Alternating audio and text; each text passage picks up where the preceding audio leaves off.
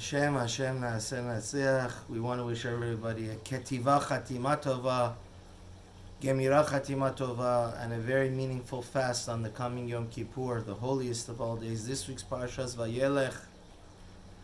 And the Torah teaches us one of the most glorious scenes. After Sukkot, every 50 years, the king of Israel reads the entire Sefer Devarim for the nation of Israel. And it's called the Jubilee, the mitzvah of Hakel. All the men, women, and children come to hear the Jewish king recite the Torah for them. And the Torah tells us in this chapter 31, Pasuk 12, Hakel et ha'anashim nashim ataf v'garcha shaber, the convert, the men, women, and children come in order to listen to the words of Torah, to fear God, and to carry out His commandments. The Gemara in Chagigah, the beginning there says, the men come to study Torah. The women come to hear the words of the king reading so eloquently the Torah. But infants, that it may be a day or a month or a year old, they don't understand. Why do they come? They come in order to give reward, eternal reward, to the people that bring them.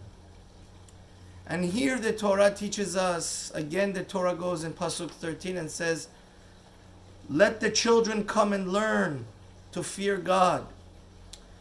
It was a heartbreaking end of a year for me, as within a matter of a few days, end of the year 5779, I lost almost 4 different congregants that were elderly.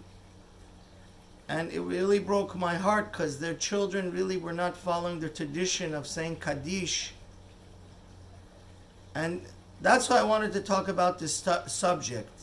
Any and every opportunity we have to incorporate our children. And it's not so significant, our worship of God. We have to think about the next generation, our children and even our grandchildren and even our great-grandchildren. It's a shame this Kaddish and this tradition that was held so steadfastly and seriously and so gloriously is being shooed under the carpet and forgotten and forsaken. And this is really,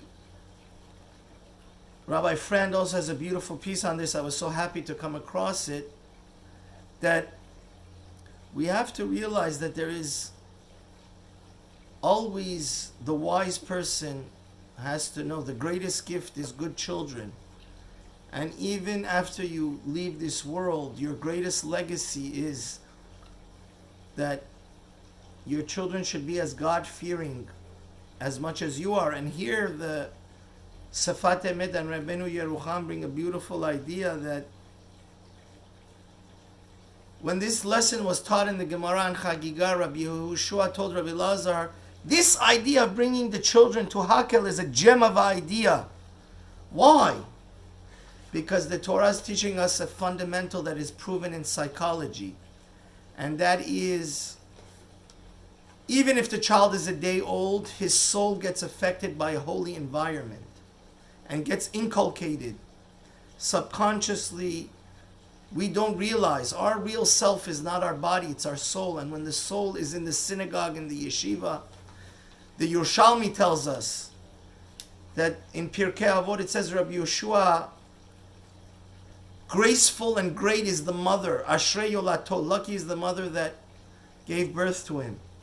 The Yerushalmi, Talmud Yerushalmi in Yevamot, chapter 1, Mishnah 6 says that his mother, why did Rabbi Yehoshua become that great Rabbi Yehoshua, a contemporary of Rabbi Akiva and the author of the Mishnah? Because his mother, when she was pregnant with him, would come in the study hall of the yeshiva where they were learning Torah, and his soul, even before he was born, became inculcated and inspired through the holy environment and the words of the Torah. Science Today, in their article, Science Magazine in September 26, 1997, featured a wonderful article about reading sophisticated words to an 8-month-old baby. In the study, the researchers recited a specific set of words repeatedly to infants. Subsequently, those infants showed a significant greater level of recognition of those words recited than other words that they had not heard before. Wow! Finally, science, as Rabbi FRAND says, has caught up to what we've known for thousands of years, and that is, the Torah says, I don't care how old that kid is. When everybody comes to this second Har Sinai of us rejuvenating during the Jubilee year to accept the Torah, God repeats again and again that the children need to be there. And that's why you coming to synagogue during the high holidays or Shabbat is wonderful. I don't want to say, God forbid, it's worthless, but if the kids are not there, you've missed the boat. Because this is the whole idea of the Kaddish, that you left a legacy of people that also serve God wonderfully and perfectly and sanctify God's name. And it's so heartbreaking when people, the father is so devout and serious about prayer. We have to subconsciously let the soul of the child know that from the youngest age possible, that he is part of a community. In the time of the temple, where the Bet HaMikdash is the central part. Nowadays we have the mini temple, which is our synagogues, our yeshivot, our study halls, our kolelim. When the child from a young age, even if he doesn't understand, his soul understands that this holy environment has an unbelievable and unfathomable effect on his soul. And that's why my Rosh Yeshiva Zatzal said, we know that it's a mitzvah, Shema Yisrael is the guideline how to be the perfect Jew. First of all, we have to believe there's only one God, and then right at the beginning of the Shema, it says, teach your children. Veshinantam levanecha.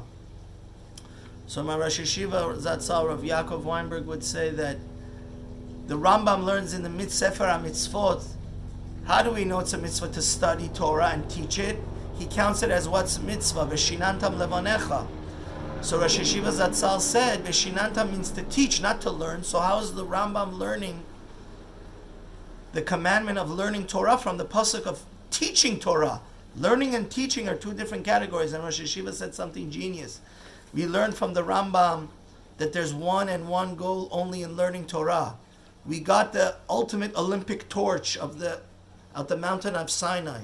There's only one goal in learning Torah, and that's the goal is to give it over to the next generation. That's why it says in the Kohelet that we're going to read very soonly on the holiday of Sukkot, Hevel Havalim. The Midrash, look it up, I beg you. En lecha hevel yoter gadol be'olam mi shelomet Torah ve'leonu melamda. There is nothing more futile and foolish and nonsense that somebody that learns Torah and doesn't teach it to his children and his students and his family and friends. So may Hashem help us to realize, especially this time, never underestimate the subconscious power of bringing your children to the synagogue and holy places. Even before they're born and even from the day they're born, we have to pray that they be faithful to this most ancient and sacred of all religions. Torah sivalanu Moshe Morasha Keilat Yaakov. It's our inheritance, and only if we realize that the most important mission we have is not to only learn Torah. There's only one goal. It's two sides of the same coin. To learn in order to teach. And therefore, the greatest and most glorious of all gifts is to have children that are knowing of God and learn Torah for its own sake and fear Him and love Him as much as we do. And may we only see nachat and have a happy new year from our children.